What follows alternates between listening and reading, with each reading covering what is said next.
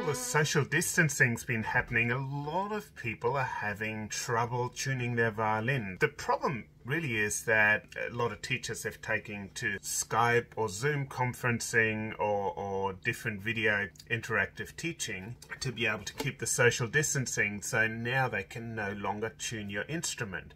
So how can you learn to do it yourself? Now there's got to be a few givens in this, so I'm just going to show you a very simple technique, but there's a few givens, and I'm going to show you afterwards how you can take care of each of those problems. So the way I would recommend tuning is, if you're not good at tuning, I'd make sure that you have a fine-tuning tailpiece built in.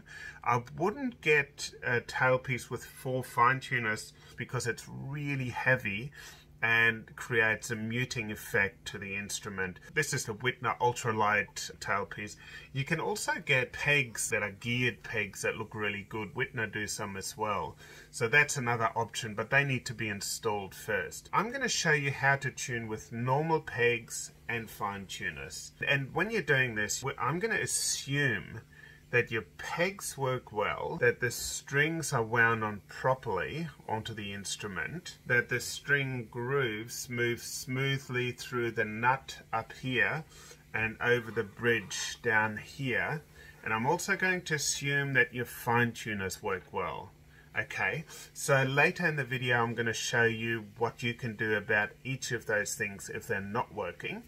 But for now I'm just going to assume that these things work well. The other thing you'll need to take care of is the bridge. The bridge has to be at right angles to this part of the top plate. So here I've got a tiny little square which I use for things.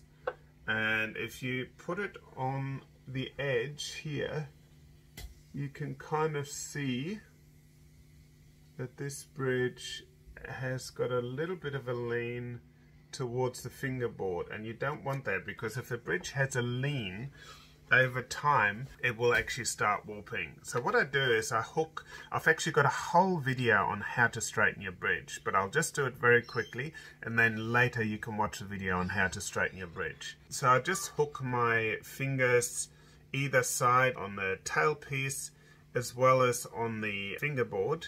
Then I push my thumbs together and then I push the bridge across very gently. So I'm pushing the 2 thumbs together. Can you see I'm actually moving the bridge and I'm leaning the bridge back a little bit. So let's have another look with the square and see how that's looking. That's a whole lot better. You can also just use a piece of cardboard, like a square piece of cardboard, to put on here. That's probably a lot easier, and you know, not everyone has a square. So make sure the bridge stays straight during the whole operation. So if the instrument is really out of tune, you're going to have to check it often. If it's slightly out of tune, just check your bridge maybe about once a week.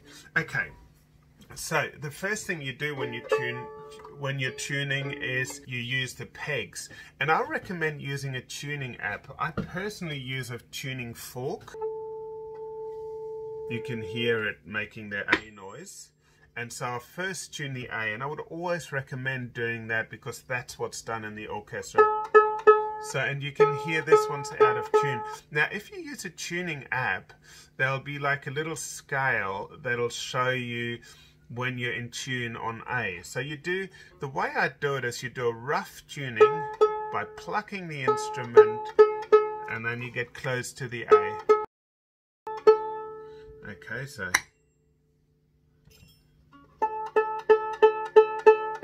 okay, fantastic. Now next string is the D, and the way I do it is I pluck the A and the D together, and I can actually hear by the harmonics whether it's a fifth or not. So this is the way I do it. But if you can't hear the harmonics, a better way is to actually just keep using your tuning app and getting the D right as well. So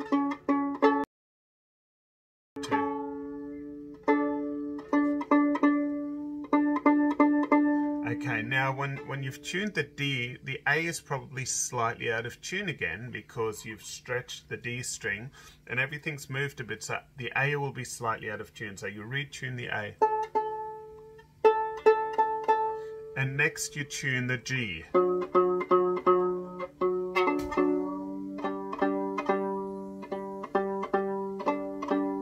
I again pluck both strings. Now again check the A and the D.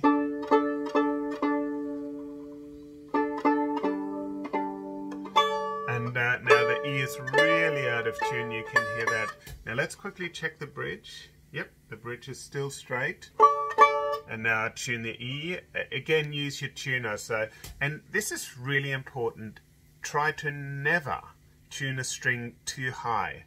So you always, when you're tuning, you always want to start from lower to higher. So below the note, up high. The higher you go, the higher the risk of the string breaking.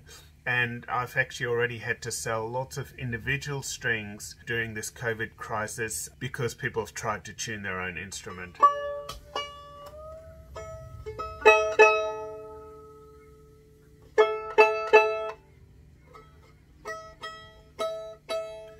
Okay, fantastic. Now, so I've done the plucking part of the tuning, and next it's time for the bowing part. Now again, check that the bridge is straight, and if it's not straight at this point, make sure you straighten it. Now next we're going to play the instrument with the bow, and I'm fairly close with plucking, so now we can use the fine tuners to do the more accurate tuning. So I'm going to retune it. So again, you use the app to find the A, but this time you bow, or if you can't do it yourself, if you're doing the tuning for your children, you can have your children play here, and you can just come in behind and tune the fine tuner yourself. Just need to have a little coffee break, 1 second. That's better. No violin making or repairs ever happen without coffee. Everyone knows that. So let's go back to the tuning. It's slightly sharp. And then we tune the D again, but this time with a fine tuner. Again, like I said, I tune using 2 strings and I listen to the harmonics to see if it's in tune. But you can just tune the individual D string using the app. And so the app will tell you when you're right on. Always be sure that you never go up above. Okay, next is the G. Oh, that's quite out of tune, so I'm going to just tune a little bit with the peg. If you're not used to tuning with the peg, you might have to just put the instrument in your lap and you'll push the peg in slightly and turn. Again, be very careful not to go too high. Like if you're semitone, like half a tone too high, that's not a big problem. But if you're much higher, it actually becomes a really big problem. Okay, now the A and the E.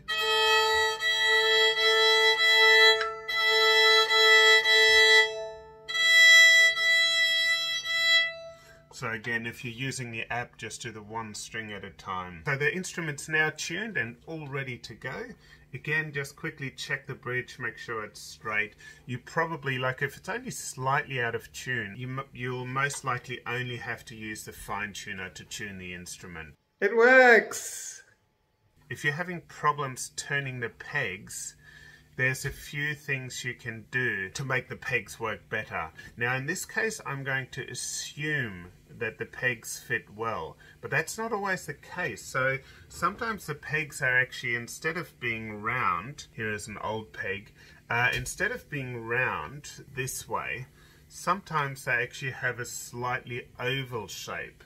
So they're not 100% round, they're actually slightly oval. And then if the hole in here is also slightly oval, you can have some real problems with tuning. So in some areas the peg will turn easily, and in others it'll be really hard to turn if the peg is oval.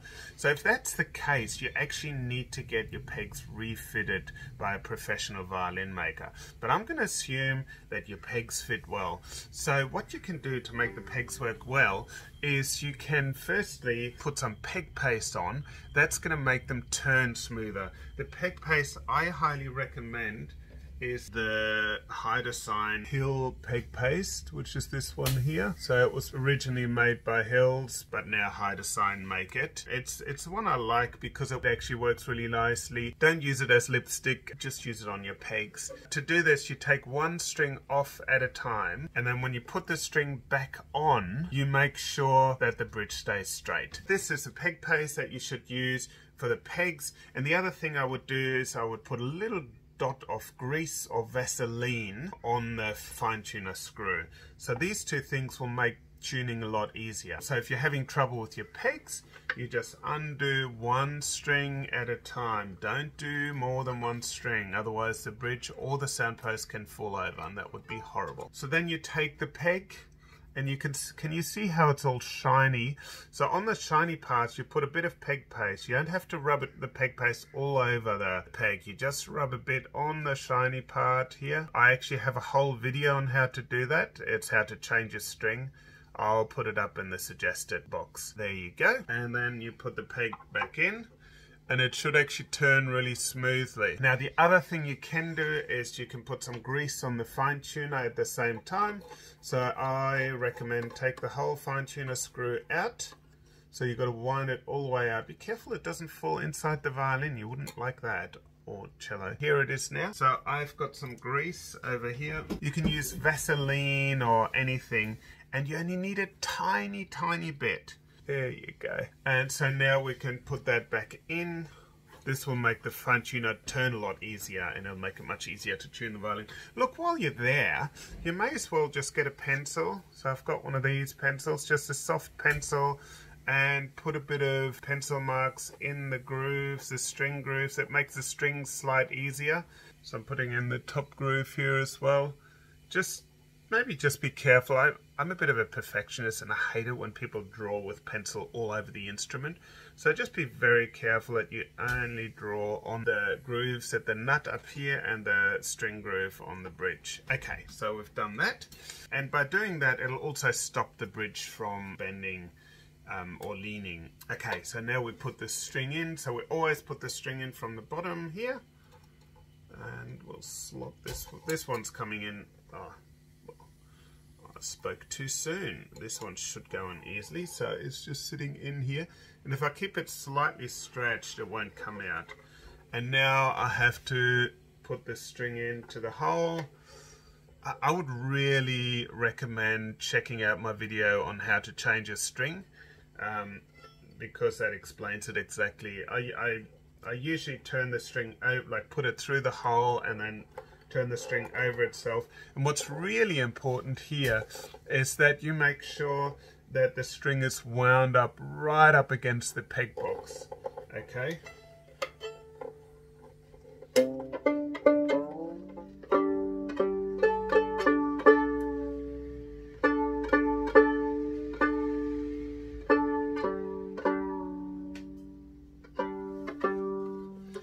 Okay, so let's do the final tuning.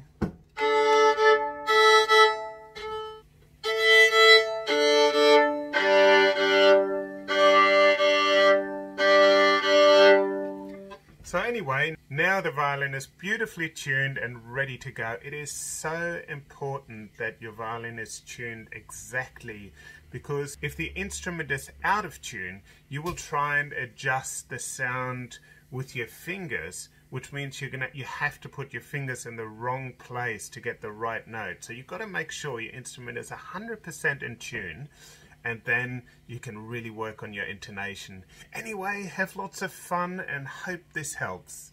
And if you like my videos, make sure you press the subscribe button down here, and there's a little bell next to it. If you click on the bell, you'll actually find out every time I post another video. See you guys!